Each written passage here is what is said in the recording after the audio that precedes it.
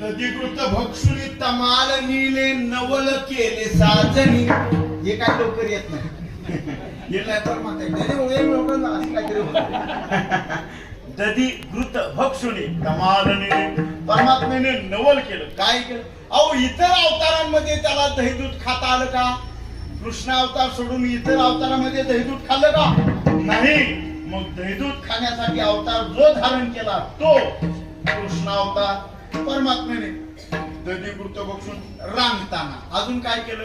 रांगता रांगत रंगणी चोरीत लोणी किंवा रंगणी रांगत गुलगुला बोलत असुर हुळत चरणातरी परमात्मा रांगू लागला हा अंगणी.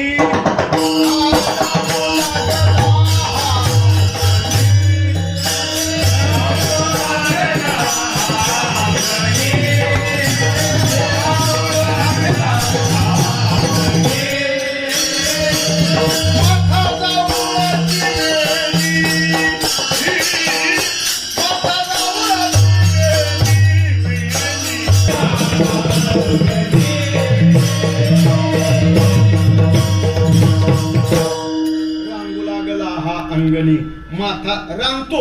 परमात्मा रांगू लागले. यशोदे मैयाच्या घरी नांदतायत रांगतायत. कधी उठून लडखडत पडतायत, कधी हे लीला आहेत परमात्म्याच्या. यशोदा मैयाला विशेष माया करून दाखवतात परमात्मा. आणि एक दिवस रांगत असताना उठून कसं तरी धावत पळत असणारा भगवान परमात्मा यशोदा मैया त्या दिवशी मंथन करतात. मंथन करीत असणाऱ्या यशोदा मैयाच्या जवळ आणि परमात्मा गेले. आणि तो जे मंथनाचं पात्र जो मोठा डेरा आणि तिथं त्याचा काठ धरून उभे राहिले. यशोदाला सांगतात, आई आई. काय रे कृष्णा? आई मला ते घुम दे ना. अरे घुम नाही, तुला लोणी देते, साखर देते. घुम काय मागतो? आई त्याच्यात ती घुम आहे, ते घुम काढून दे. अरे घुम नाही रे मिळत. घुम तो आवाज येतोय, आवाज.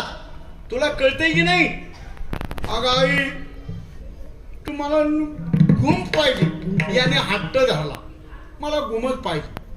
आणि मग आई देत नाही. आई मंथन करते. यानं काय केलं? यशोदा मैयाच्या हातातला रवी आणि तो दोर आपल्या हातात धरला. आणि यशोदा मैया सांगते, सोड काना रवी दोर मथिल्या देते मी, मथिल्या देते.